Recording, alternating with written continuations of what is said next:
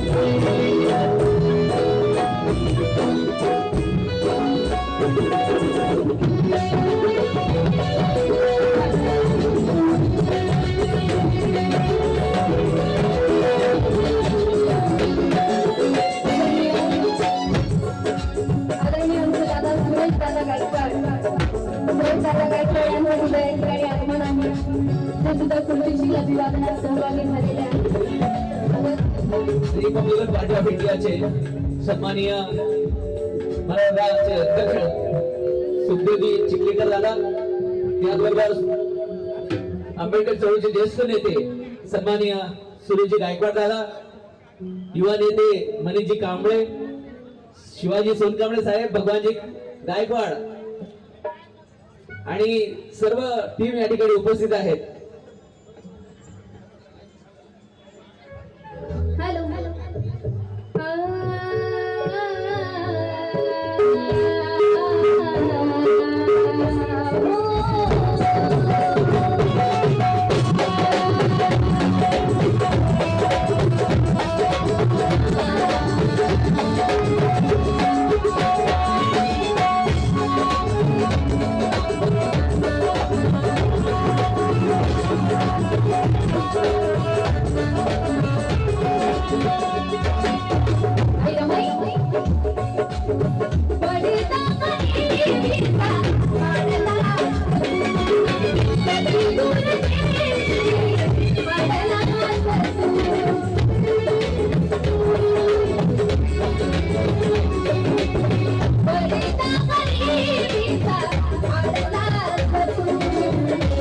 Thank you.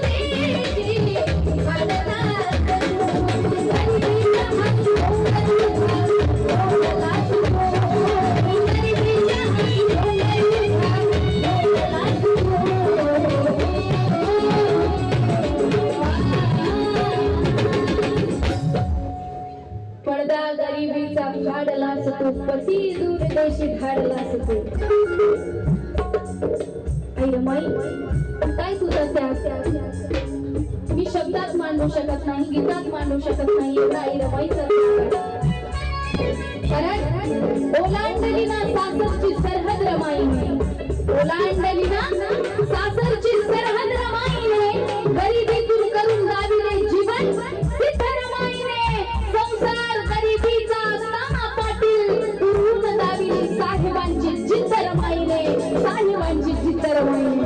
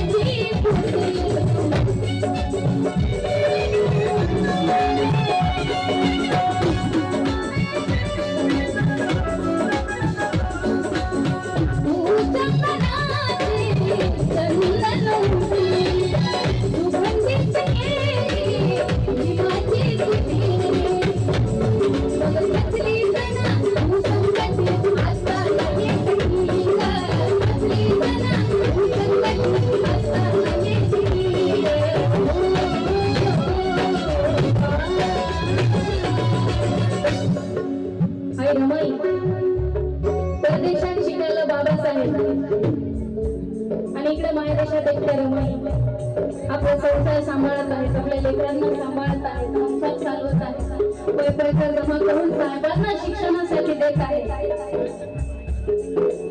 मग ज्या आई रमाईला आम्ही आई मानतो, आम्ही सांगितलं पाहिजे, आम्ही पाहिलं पाहिजे की आमच्यामध्ये आई रमाईची किती गुण आहे, आम्ही किती आई रमाईसारखं वागतो. ज्या आईला आम्ही आई मानतो, आमच्या इकडे असं म्हणतात सर, आमच्या इकडं माझी आजी अशी म्हणते की बापाची गुण पोराच्या अंगात येतात आणि आईची गुण हे पोरीच्या अंगात येतात. म्हणजे जर एखाद्या स्त्रीला चांगला स्वयंपाक बनवता येत असेल तर तिची मुलगी सुद्धा तिच्यासारखा स्वयंपाक बनवते. हे आईची गुण मुलीच्या अंगात उतरणं असं म्हणतात, बरोबर.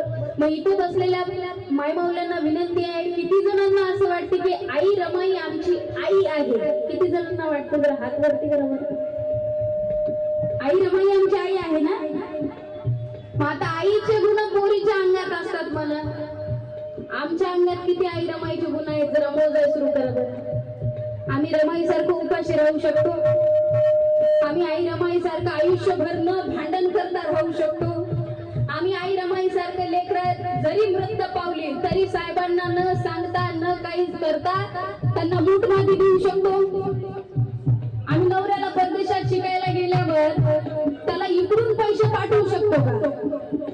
शिकायला जाणं दूरची गोष्ट, नवरा जर पैसे कमवायला जात असेल दुसऱ्या देशामध्ये, दुसऱ्या शहरामध्ये देशामध्ये तर सोडून टाका, आमच्या बायकांची इकडून कुजबूज सुरू होते. आता तुम्ही गेल्यावर आमचं कसं होईल, घराचं कसं होईल. आणि जर रमाईने त्यावेळी असं म्हटलं असतं तर बोलण्यासाठी मला भरपूर आहे. मी रमाई गाते, माझ्या पद्धतीने गाते, पद्धतीने प्रबोधन करते, पण सध्या तो वेळ नाहीये. महामानवाला मी अभिवादन करत आहे म्हणून थोडक्यात सादर करत आहे. लक्ष असू दे, आई रमाईवर बोलण्यासाठी खूप काही आहे, पण आई रमाई काय गाऊ तुझ्यावर शब्दही सुचत नाही. आई रमाई काय गाऊ तुझ्यावर शब्दही सुचत नाही. 2-4 ओळीत गाव मी तुला, कष्ट तुझे एवढे सोपे नाही. एवढ्या हाल अपेष्टा साहून विश्वास तुझा कधी ना हरला. एवढ्या हाल अपेष्टा साहून विश्वास तुझा कधी ना हरला. आणि सांगताना अभिमान वाटतो रमाई, तुझ्यामुळे आणि फक्त तुझ्यामुळे भीमराव या भारताचा कोहिनूर ठरला, या भारताचा कोहिनूर ठरला. कारण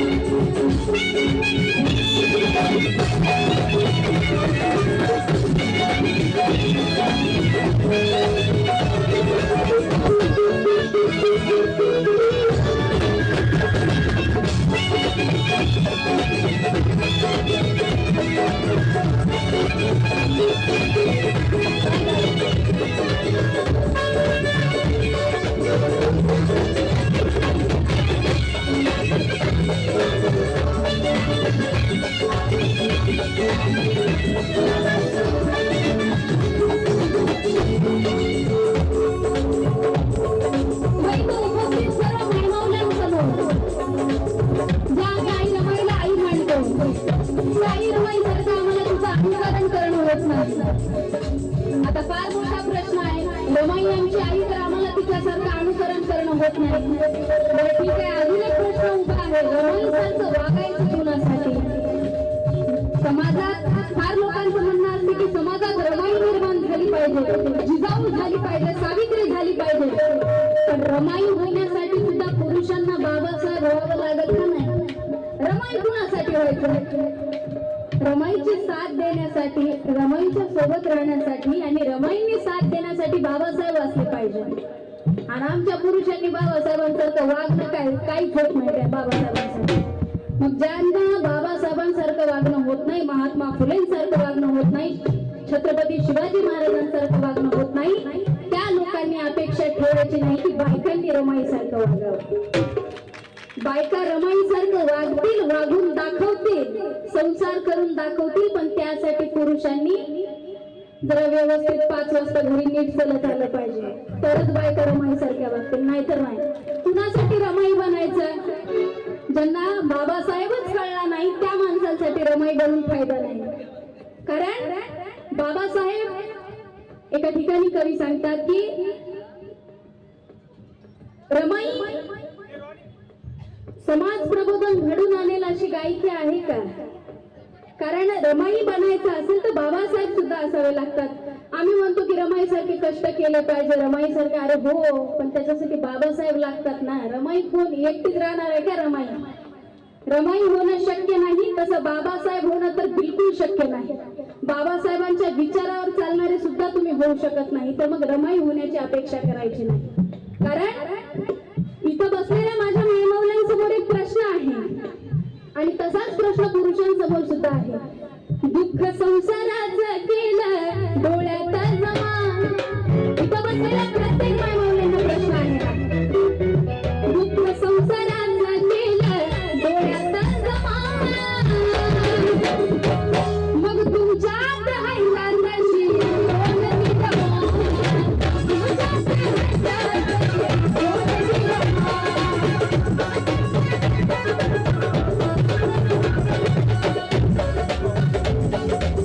दुःख संसाराचं केलं डोळ्यात जमा. दुःख संसाराचं केलं डोळ्यात जमा. मग तुमच्यात राहिलं नशी कोण विधवा.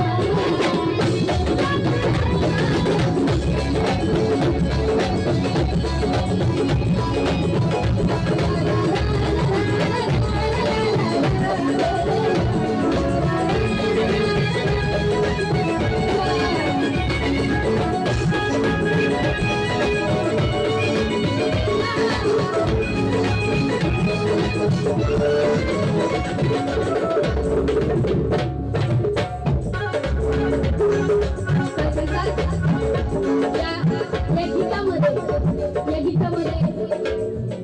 तीनच कडवे होते, पण एक कडवं आहे जे मी लिहिण्याचा प्रयत्न केलाय सकाळी लक्षात सुद्धा. दुःखाचा सागर पार केला. दुःखाचा सागर पार केला. आता झाली पार केला. आता झाली मग लाजविले दुःखाला संसार केला तुला. लाजविले दुःखाला संसार केला